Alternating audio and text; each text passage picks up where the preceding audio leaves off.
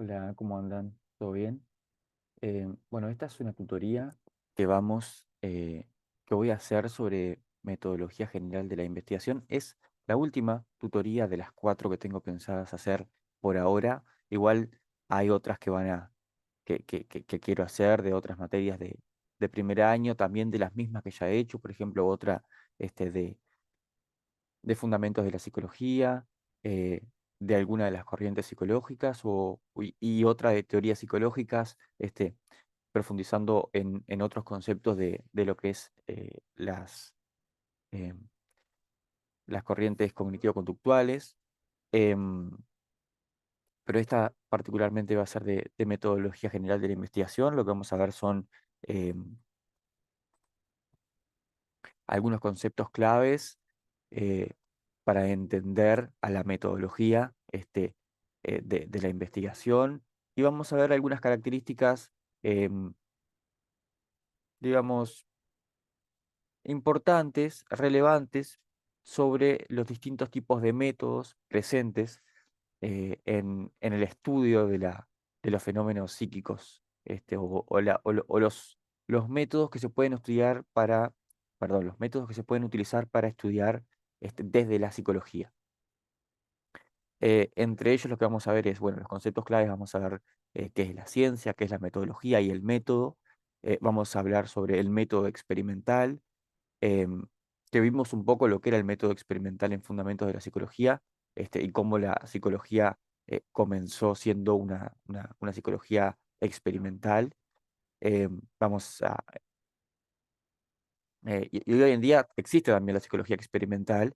em, Vamos a ver los orígenes, las características, la noción de variable y los límites que tiene el método experimental en las ciencias sociales. Después vamos a hablar de dos tipos de métodos, que es los métodos cuantitativos y los métodos cualitativos, que eso también están presentes en la currícula, en el plan de estudio. Son dos materias separadas, de hecho.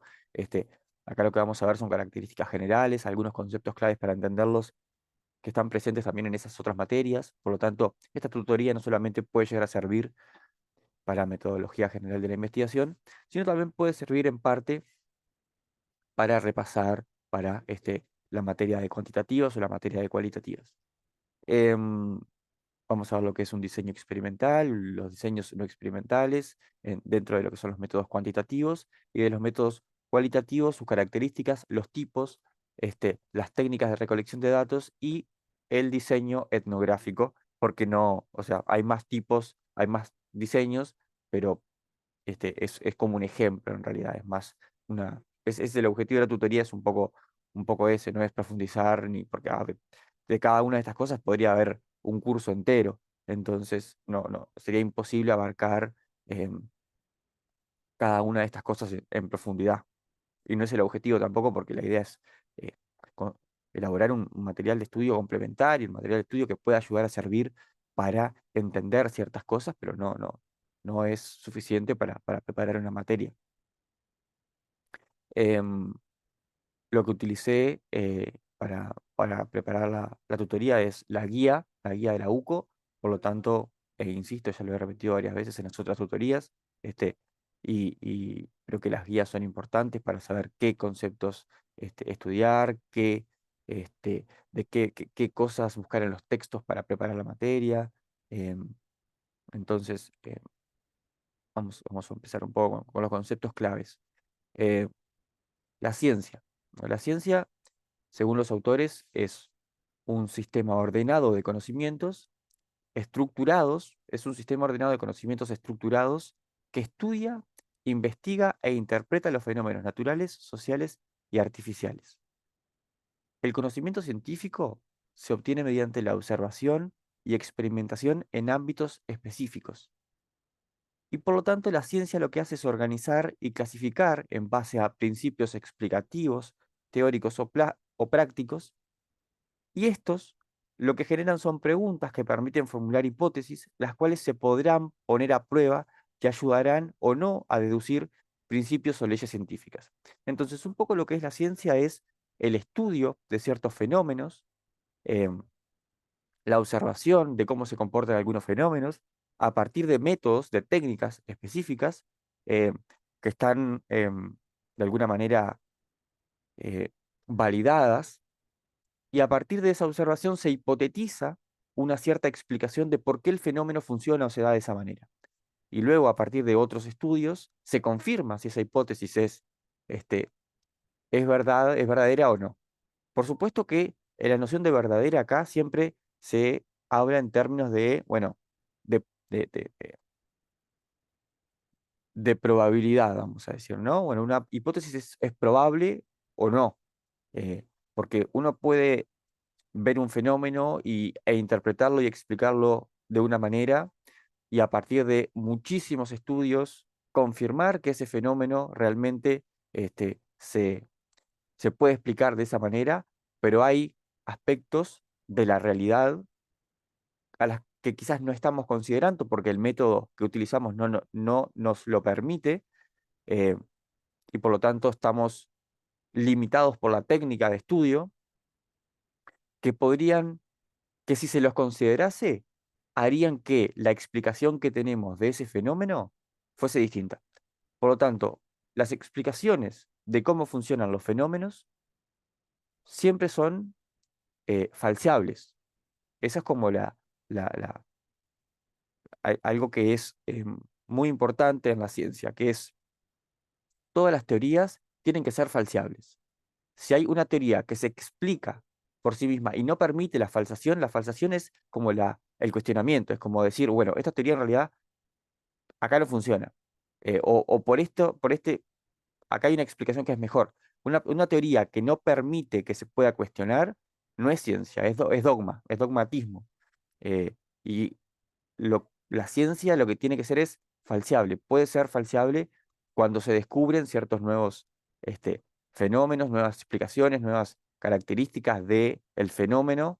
em, pero la cuestión es esa, a lo que apunta la ciencia es a formular hipótesis, formular explicaciones, formular teorías que puedan ayudar a entender cómo funcionan algunos de los fenómenos, sean naturales, sociales o artificiales. Y dependiendo de si es un fenómeno natural, social o artificial, van a haber ciertos métodos que van a servir para explicarlo y otros que van a tener sus limitaciones. Es decir, hay métodos que van a tener limitaciones en cuanto al estudio de los fenómenos sociales, y hay otros que van a servir más para estudiar fenómenos sociales.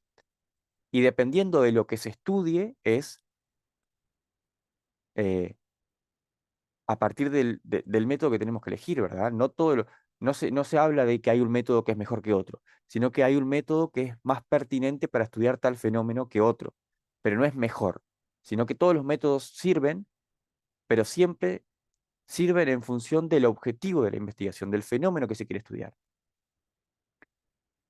Eso es un poco lo que es la ciencia.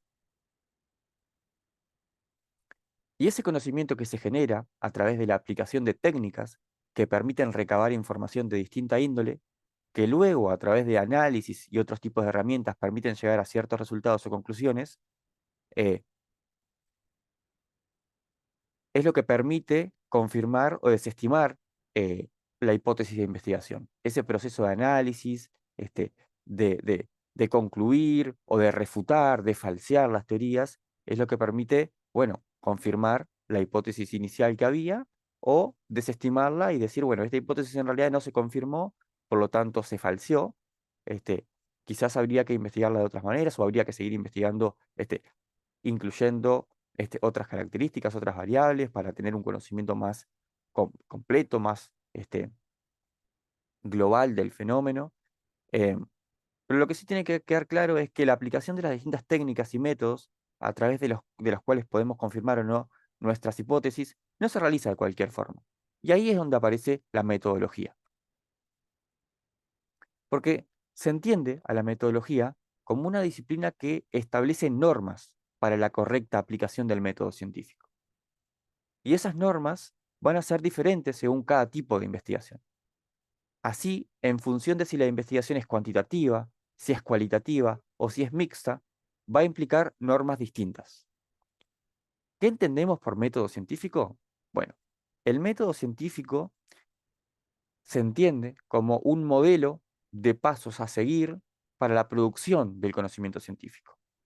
En ese sentido, son prácticas aceptadas por la comunidad científica como válidas a la hora de exponer y confirmar las teorías.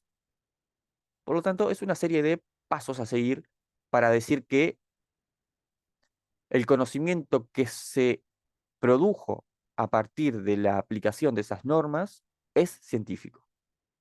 El método científico es lo que permite decir que el conocimiento que se produjo es científico.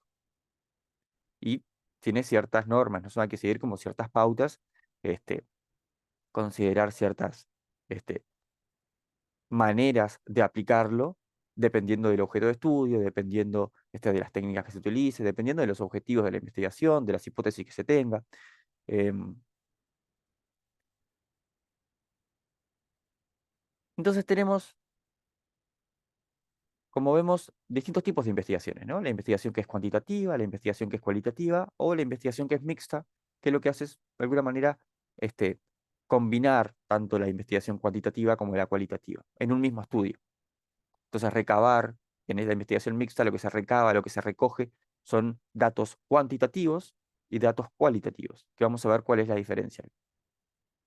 Pero uno de los métodos para estudiar los fenómenos es el método experimental, que la psicología empezó, como disciplina científica, comenzó siendo una psicología experimental, ¿no? Una psicología de laboratorio.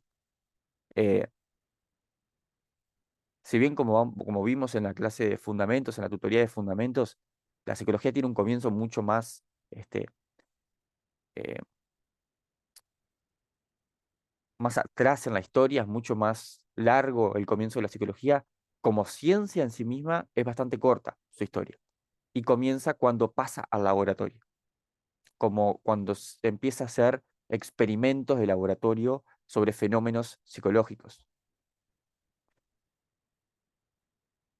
El método experimental tiene sus orígenes en el Renacimiento y tiene ciertas características. Se concibe que las relaciones, desde este método, se concibe que las relaciones entre las distintas propiedades de los objetos que se estudian no son siempre directamente observables. Y en ese sentido, el investigador debe desarrollar estrategias que le permitan revelar esa relación entre las diferentes propiedades y estudiarlas. E idealmente, en un experimento, el investigador lo que va a provocar son cambios en una de las propiedades del objeto y estudia cómo esos cambios en esa propiedad afectan a otra propiedad del objeto.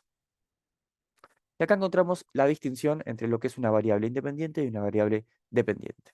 Entonces, como un fenómeno quizás tiene propiedades que no pueden ser directamente observables, hay que encontrar maneras de poder entender cómo se relacionan esas propiedades que no son directamente observables. Entonces, quizás una relación entre una propiedad y otra propiedad este, puede estudiarse a partir de los cambios que se producen en ambas propiedades y se produce una modificación de la propiedad 1, vamos a decir, y se observa la propiedad 2. Y si cuando modificamos la propiedad 1, la propiedad 2 cambia, entendemos que ahí podemos hipotetizar que quizás el cambio en la propiedad 2 se debió al cambio que nosotros produjimos en la propiedad 1. Por ejemplo, si quisiéramos estudiar la activación neuronal de, el sistema del lóbulo frontal del cerebro, para ver con qué sentido está eh, relacionado, estoy tirando un velazo, pero como ejemplo, ¿no? Ponerle que tenemos la hipótesis que, bueno, pensamos que eh, el lóbulo frontal es en parte el lóbulo que controla la visión, porque los ojos están en el frente de la cara, el lóbulo frontal está acá, entonces intuitivamente pensamos que, bueno, como están tan cerca, seguramente los ojos estén controlados por el sistema frontal, por el lóbulo frontal. Entonces esa es como la hipótesis nuestra. buscamos evidencia, buscamos distintos estudios, antecedentes científicos, antecedentes de que hayan estudiado esa relación, y podemos o no encontrar estudios que estudiaron esa relación. Dependiendo de si encontramos o no, eso también va a modificar el tipo de investigación que vayamos a realizar, porque si no encontramos nada de información, el alcance que va a tener nuestra investigación va a ser quizás más exploratorio, pero eso es algo que vamos a ver un poco más adelante, pero creo que rebasa el objetivo de esta tutoría. Pero dependiendo de la cantidad de información que haya de esa investigación, va también a modificar el tipo de investigación que nosotros vayamos a realizar después. Entonces, supongamos que encontramos algo de información, algunos antecedentes que de alguna manera confirman nuestra hipótesis de que los ojos, la visión está controlada por el lóbulo frontal, pero no hay tanta. Y nosotros lo que queremos es producir mayor conocimiento sobre ese fenómeno, sobre esa relación. Entonces, utilizamos la información que hay en esos antecedentes, elaboramos un proyecto de investigación y estudiamos a través de algún tipo de técnica la relación.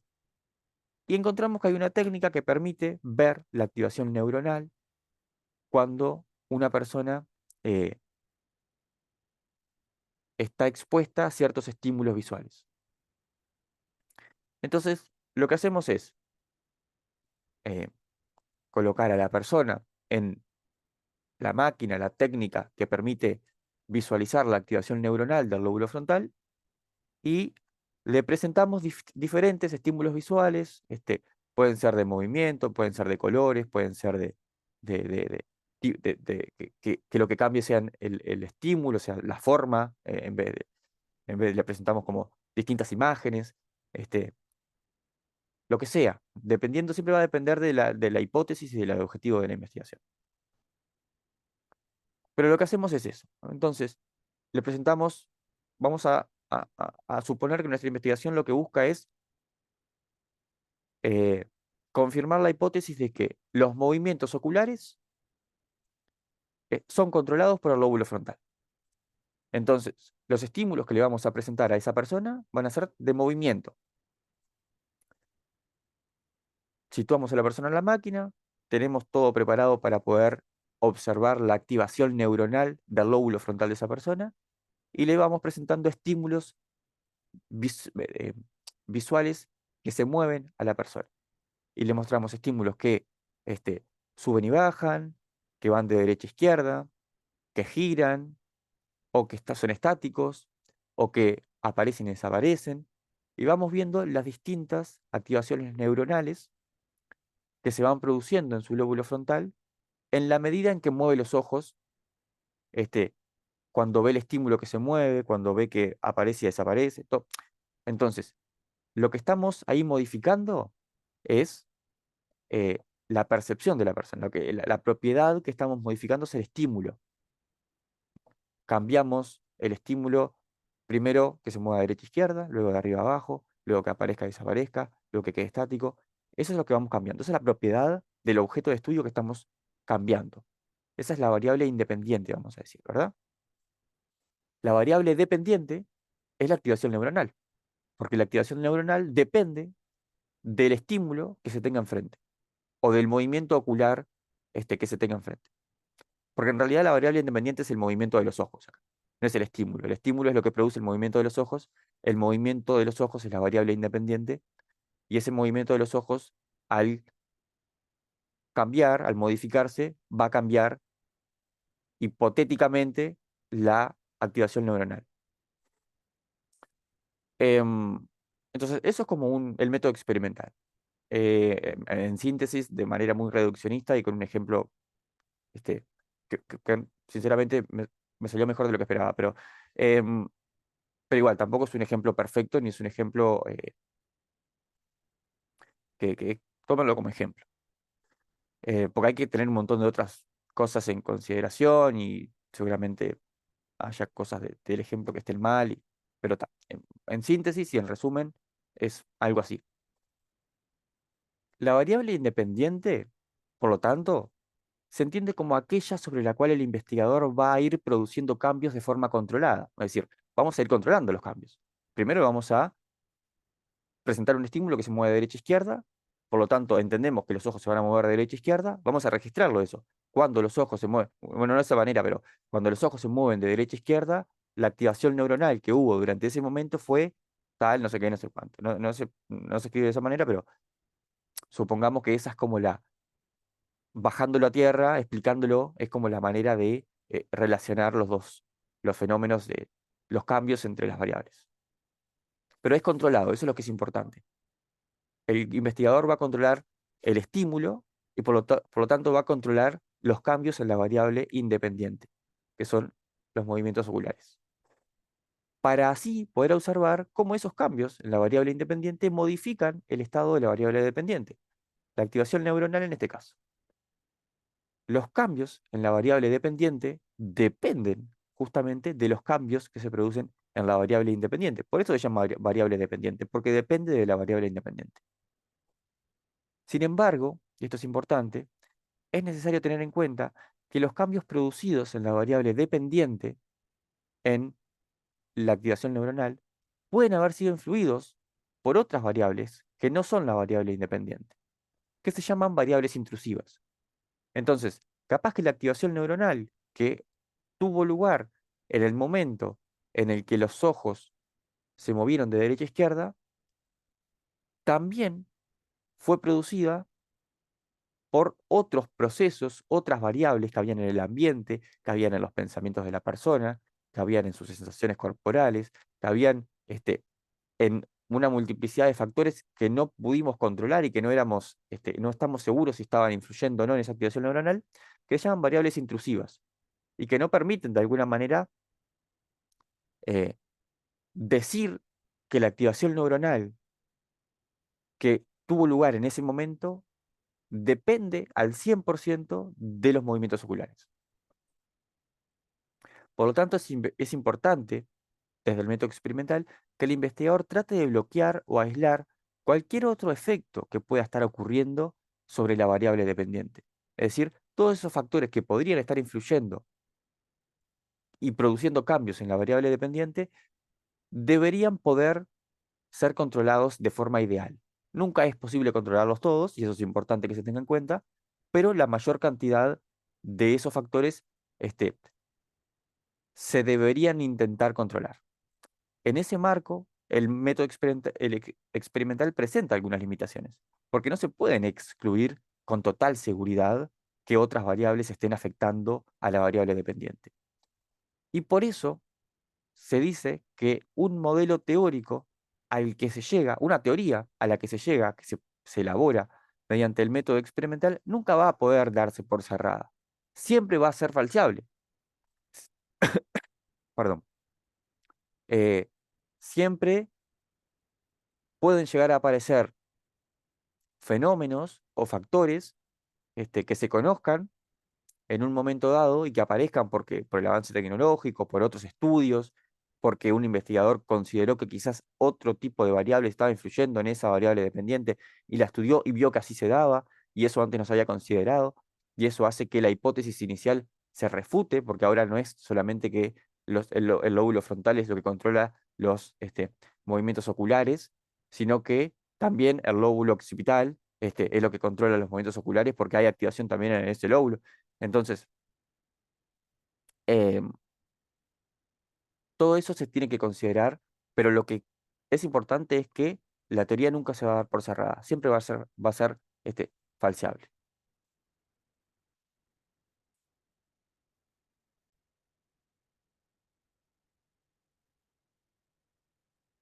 Pero además, tampoco es posible controlar de forma técnica y por completo a la variable independiente, a los ojos, en este caso, el movimiento de los ojos, ni controlar completamente todas las variables intrusivas. Por lo tanto, en ese sentido, en muchos casos es imposible establecer un vínculo unidireccional entre las variables dependiente e independiente, ya que no se puede descartar que la dependiente reaccione influyendo en la independiente. ¿Qué quiere decir eso? Que quizás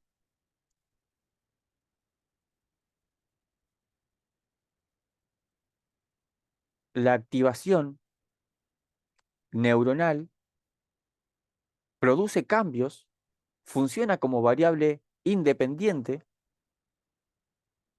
y la que se convierte en variable dependiente son los movimientos oculares. Hay, por ejemplo, hay un fenómeno que ahora no me acuerdo cómo se llama,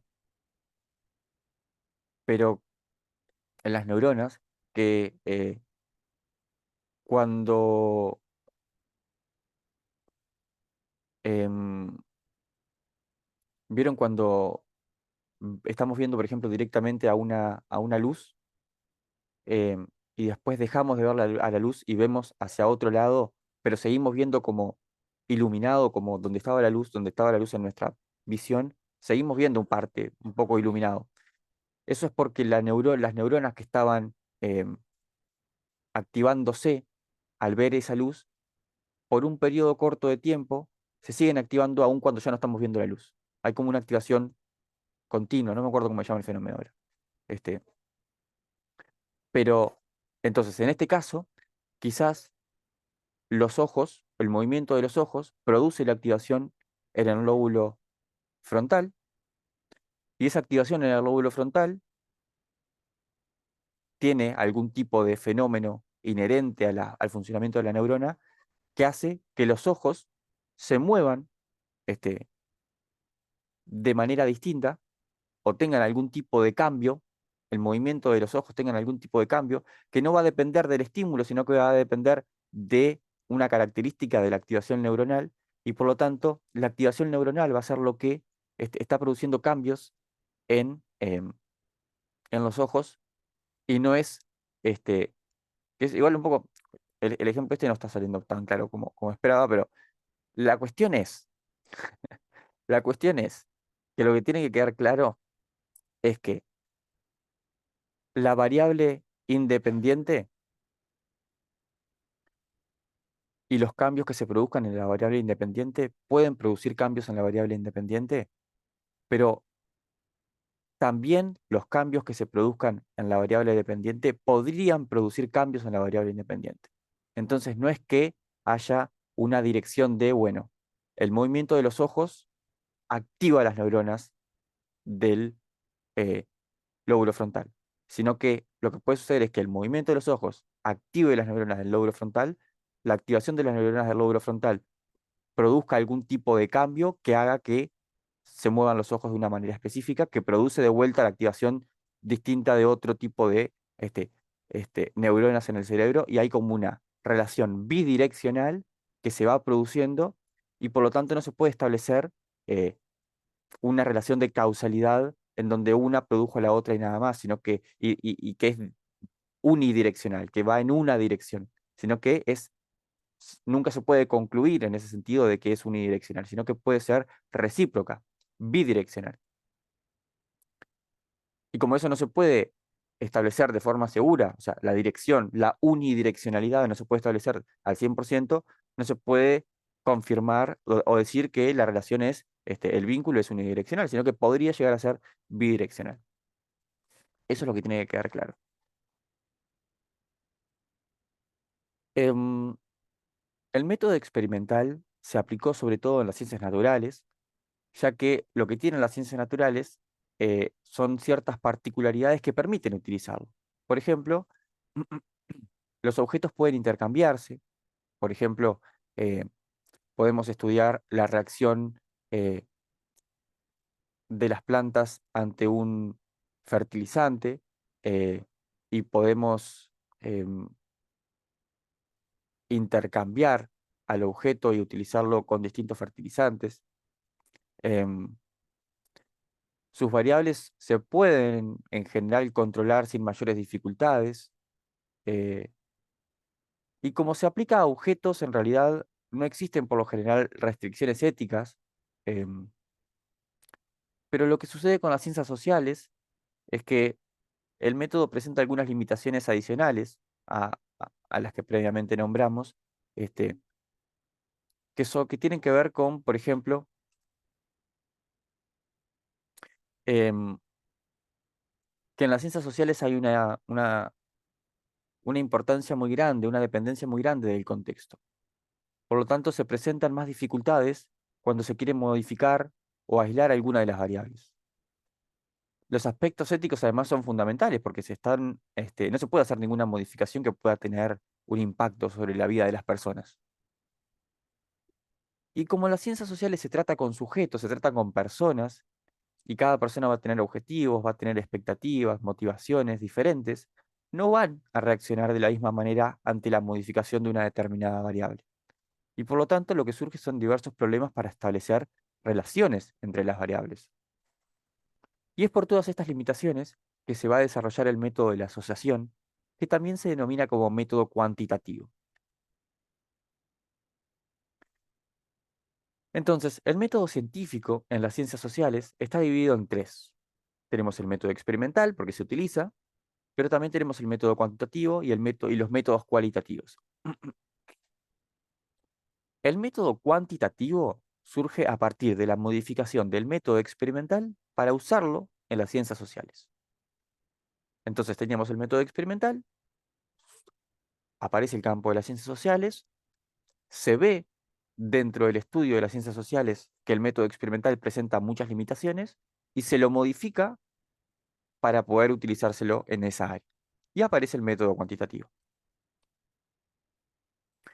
Y lo que permite estudiar el método cuantitativo son las asociaciones o correlaciones entre las variables independiente y dependiente. Y acá es importante la noción de correlación. Se entiende por correlación a la variación conjunta entre dos variables y y se entiende a la correlación como una condición necesaria pero no suficiente para que exista causalidad.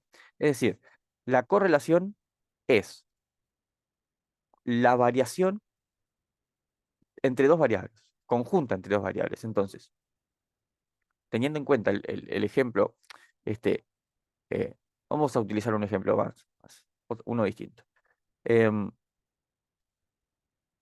Supongamos que queremos estudiar los niveles de ansiedad frente a determinadas situaciones, ¿no? Niveles de ansiedad de estudiantes de psicología frente a parciales. Entonces, utilizamos encuestas que evalúen los niveles de ansiedad en los estudiantes de psicología que van a tener un parcial mañana. Y estudiamos sus niveles de ansiedad en los mismos estudiantes en un momento en donde no tienen parciales. Es decir, le aplicamos la misma encuesta en dos momentos distintos, uno en un momento donde hay parciales y uno en un momento donde no hay parciales. La presencia del parcial es la variable independiente, es lo que controlamos, y los niveles de ansiedad es la variable dependiente y es lo que queremos estudiar si se modifica o no frente a la presencia de un parcial. Pero ¿qué pasa?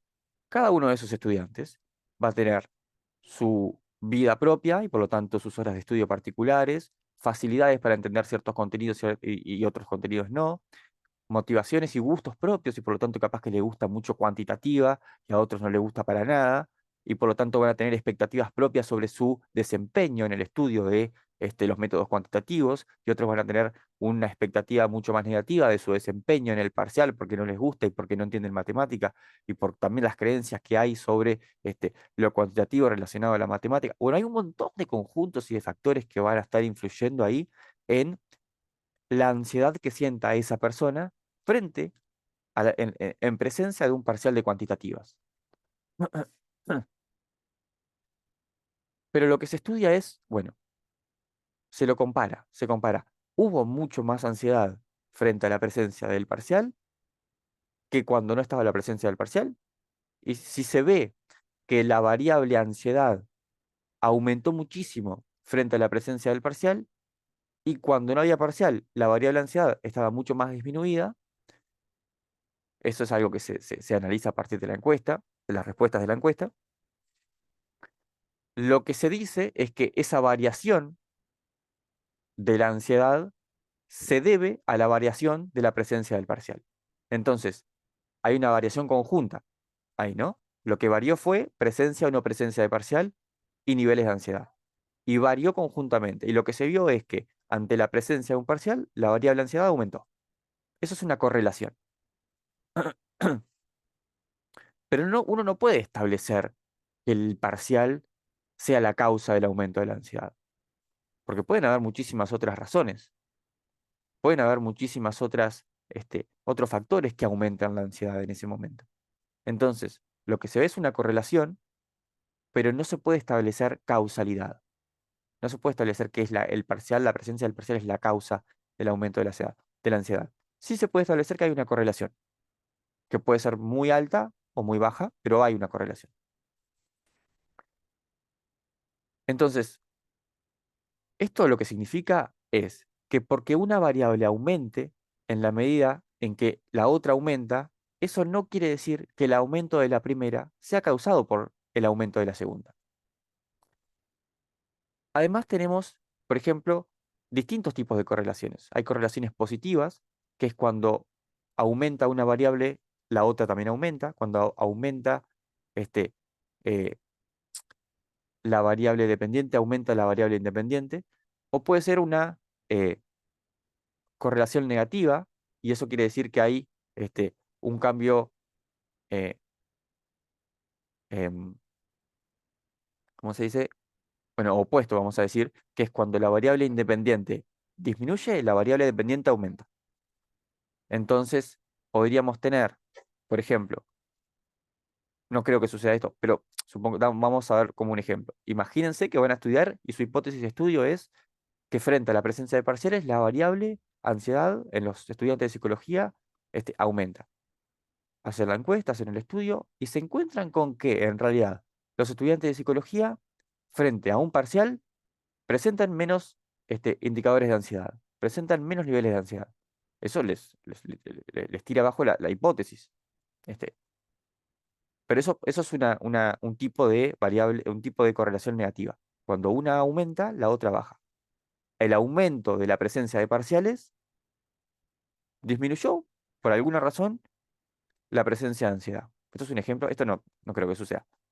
Pero podría ser, y bueno, y ahí tienen que explicar, bueno, ¿y esto por qué sucede? ¿Por qué puede llegar a suceder que frente a la presencia de tantos parciales, la ansiedad la ansiedad disminuya? Y ahí hay, bueno, ahí eso habría que seguir investigando a través de investigaciones con otro tipo de alcances, como alcances explicativos que permitan explicar el fenómeno, ya no alcances correlacionales que permitan establecer correlaciones, sino alcances explicativos que permitan explicar por qué sucede eso. Y ahí es donde vemos los distintos tipos de alcances que pueden llegar a tener las investigaciones. Algunos son exploratorios y lo que buscan son datos, otros son correlacionales, lo que buscan son correlaciones, y otros son explicativos que lo que buscan son explicar las causas de un fenómeno dado. Y hay otro tipo de alcance que ahora no me acuerdo cuál es. Descriptivo creo que se llama. Em, pero lo que tiene que quedar claro acá es que correlación no significa causalidad. Que haya una correlación alta no significa que la variable dependiente sea la causa, la modificación de la variable dependiente, la modificación de la variable independiente sea la causa de la modificación de la variable dependiente, del cambio que se produzca en la variable dependiente.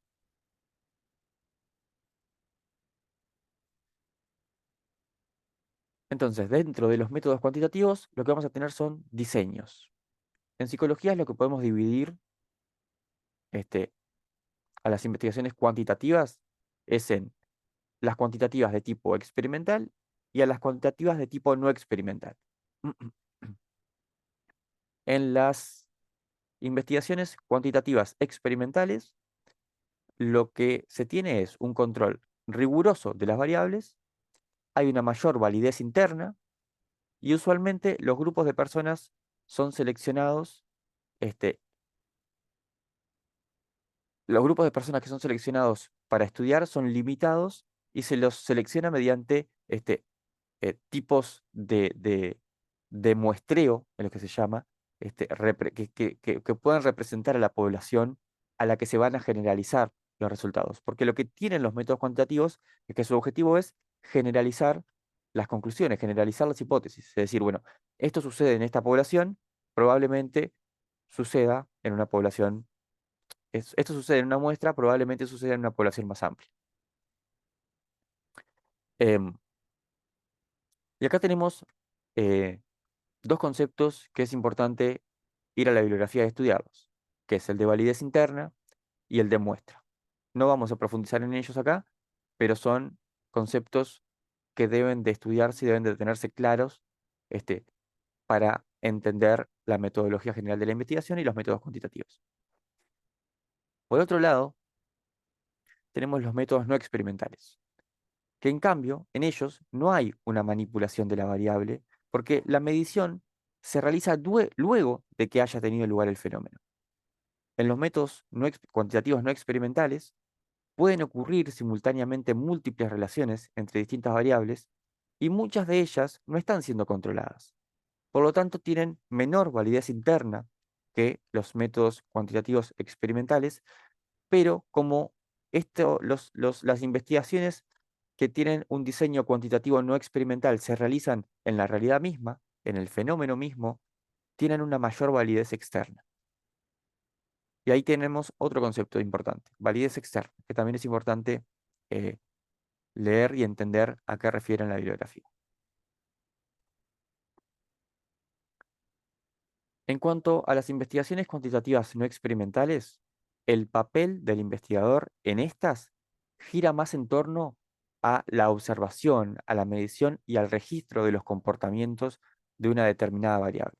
Esto no significa que este tipo de investigaciones no puedan tener alcances explicativos, que no permitan explicar fenómenos. Sí permiten explicar fenómenos, pero el investigador se aboca más a la observación, la medición y el registro, y no a la modificación de variables, no al control de variables, a la manipulación de variables. Y las investigaciones cuantitativas no experimentales son particularmente útiles para estudiar fenómenos o eventos donde justamente el investigador no puede influir directamente. Y acá tenemos de lo que hablaba hoy. Los alcances de las investigaciones, este, que son exploratorio, descriptivo, correlacional y explicativo. El alcance de una investigación a lo que se refiere es al nivel explicativo al que se espera alcanzar con el estudio.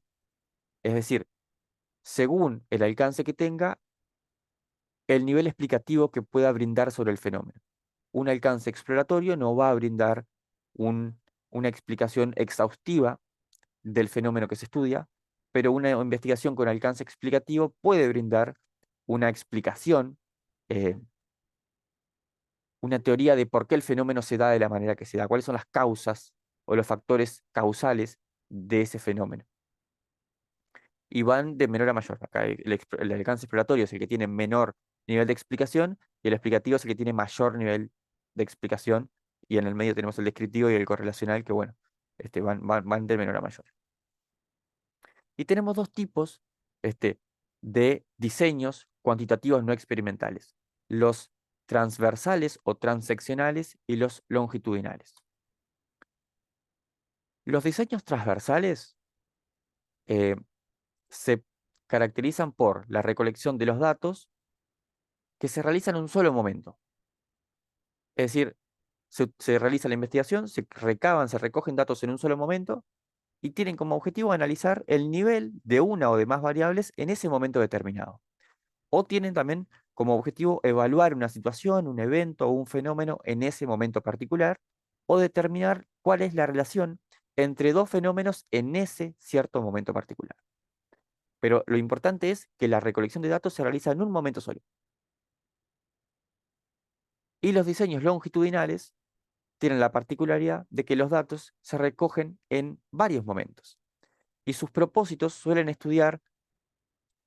ser estudiar la evolución de una o más variables o la evolución de las relaciones entre esas variables a lo largo del tiempo. Así, eh, Marradi, Argenti y Piovani, que son unos de los autores que están presentes en la bibliografía de la materia, nos traen un ejemplo muy, muy claro para ver las diferencias entre estos dos tipos de diseños cuantitativos, los experimentales y los no experimentales.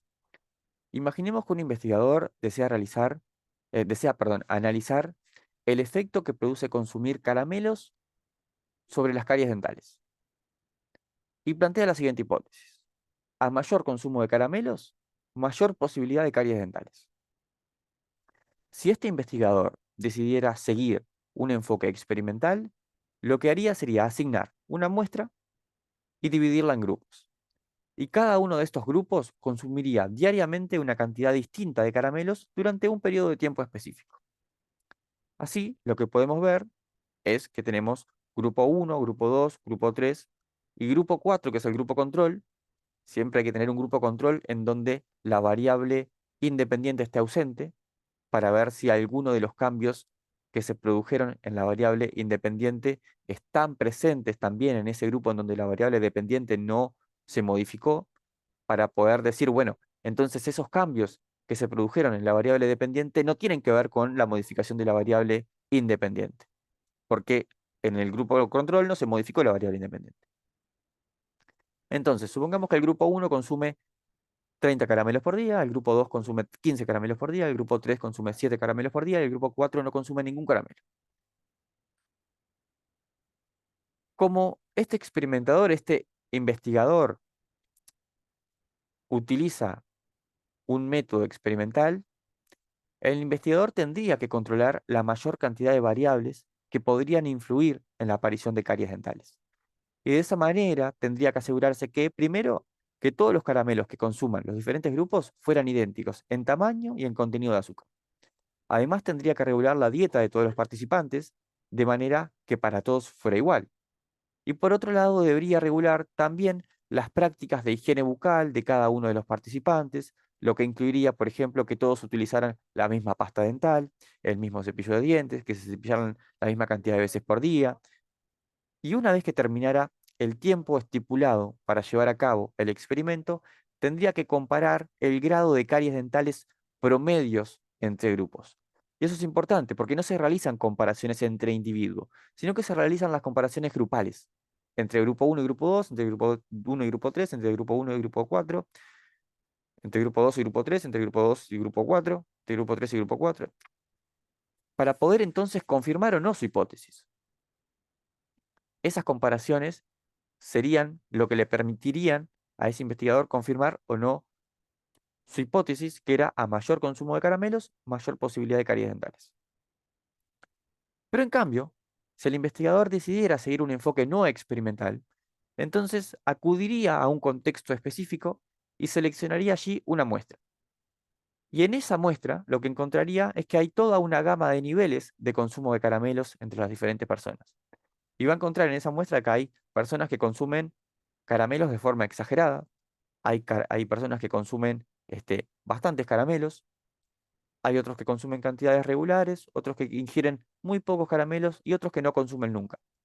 Y así evaluaría el grado de caries entre todos y llevaría a cabo sus comparaciones para ver si encuentra tendencias y poder establecer una relación entre el consumo de caramelos y las caries dentales. Pero él no controló las variables, sino que lo que hizo fue recoger datos, como decíamos. El papel del investigador en las investigaciones cuantitativas no experimentales es más bien el de observación, medición y registro de los datos o de los comportamientos. Entonces, en este caso, lo que hace es observar, registrar y medir comportamientos, datos, recoger datos, para luego compararlos y confirmar o no la hipótesis. Y en resumen, lo que vemos es que en un estudio experimental se construye el contexto y se manipula de manera intencional la variable independiente, el consumo de caramelos, que en este caso eran los caramelos. Después se observa el efecto de esa manipulación sobre la variable dependiente, que en este caso eran las caries, y en ese sentido el investigador influyó directamente en el grado de consumo de dulces de los participantes. Por otro lado, en la investigación no experimental no hubo una manipulación intencional de la variable, sino que los sujetos ya consumían cierta cantidad de caramelos y es ese hecho lo que le y es ese hecho y en ese hecho el investigador no tuvo nada que ver. O sea, el investigador no influyó en el consumo de caramelos. El consumo de caramelos ya se daba en la realidad misma y él lo que hizo fue simplemente medirlo, registrarlo y realizar comparaciones.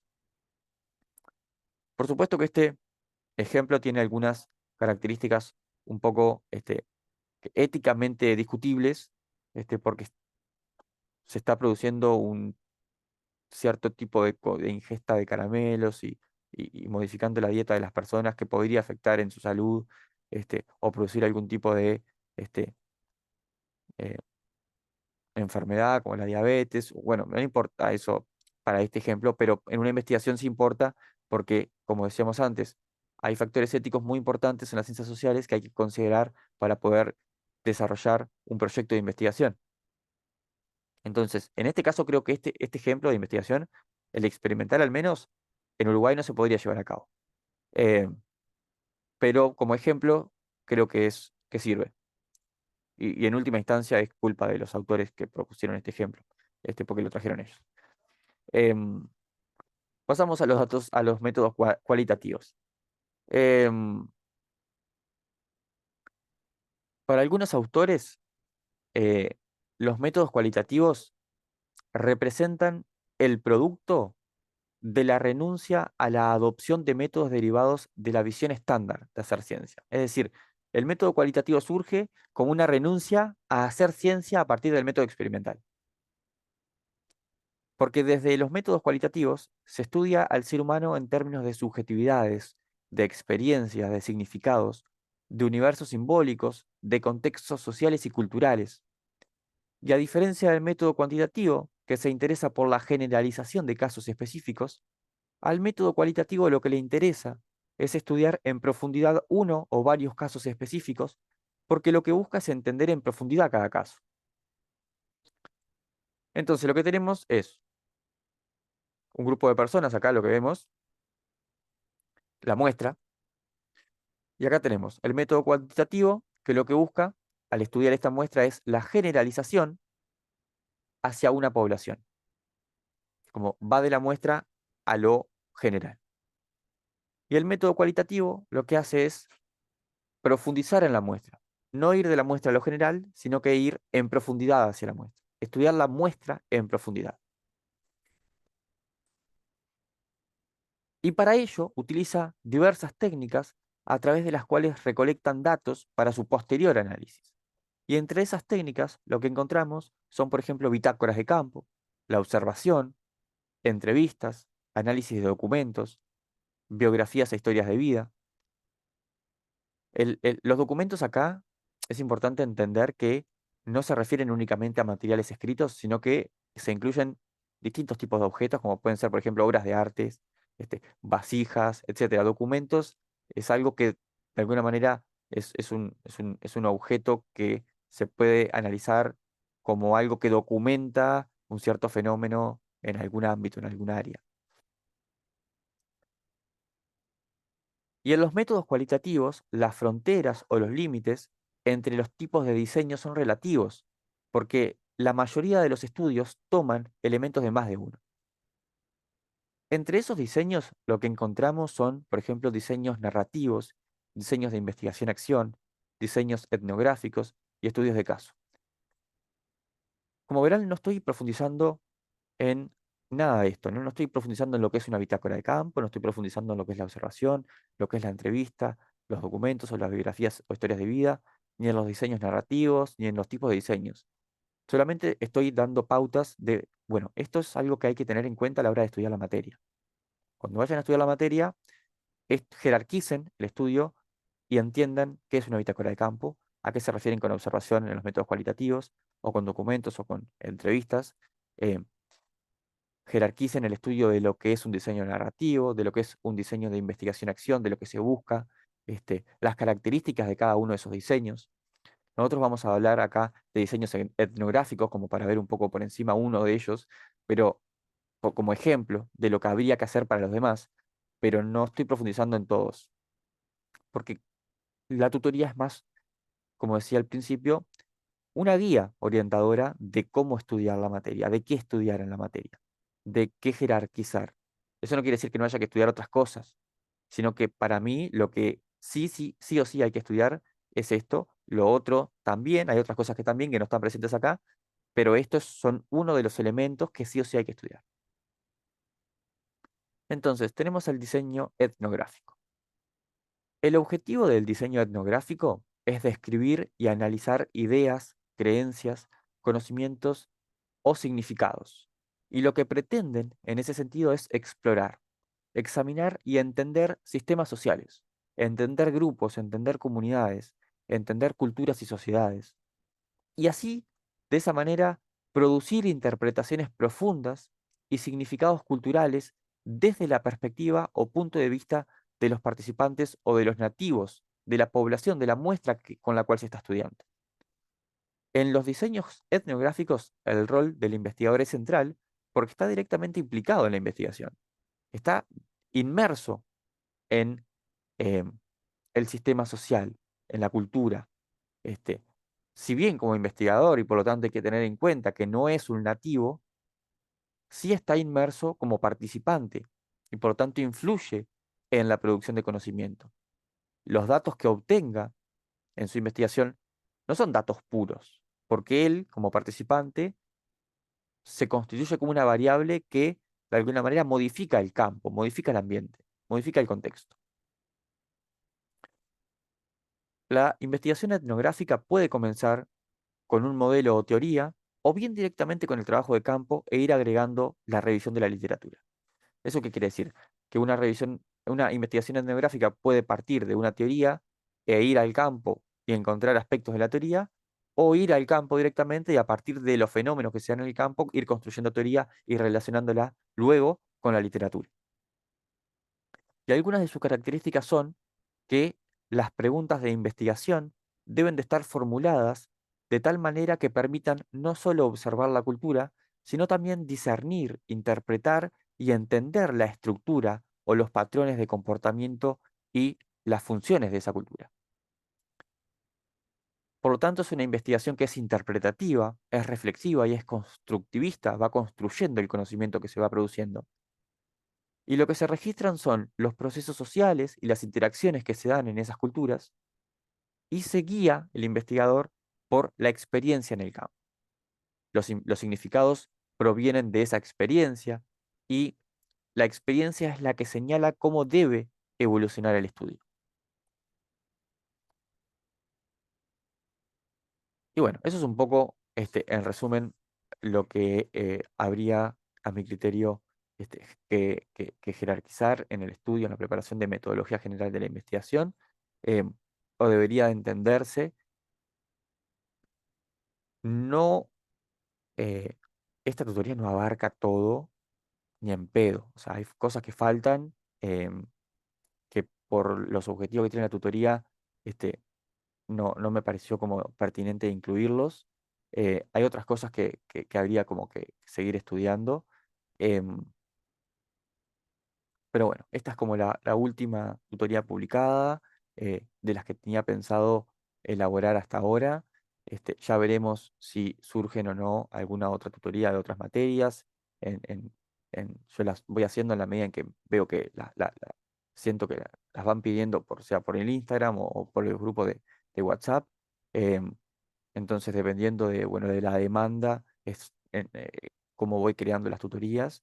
Eh, Esta corresponde a la materia Metodología General de la Investigación. También, como podrán haber visto, hay otras de entrevista psicológica, de fundamentos de la psicología y de teorías psicológicas. Yo personalmente tengo como la intención de crear otra de fundamentos y otra de teorías, pero pueden, si quieren, pedir de otras materias, de entrevista o incluso de esta.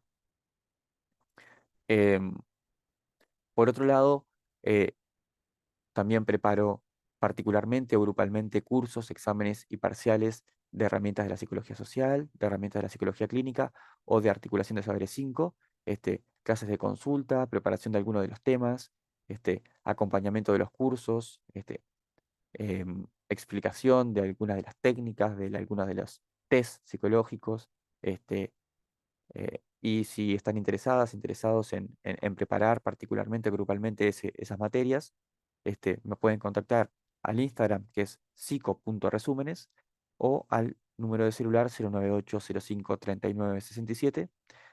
Y por otro lado, también pueden acceder em, a otros materiales de estudio para preparar otras materias de forma gratuita a través del link que ven acá abajo a la derecha, que es linktr.ee/psicoresúmenes. Van a encontrar otro tipo de materiales. Y bueno, me, me serviría pila si les sirvió la tutoría, que se suscriban y le den un me gusta al video y algún comentario.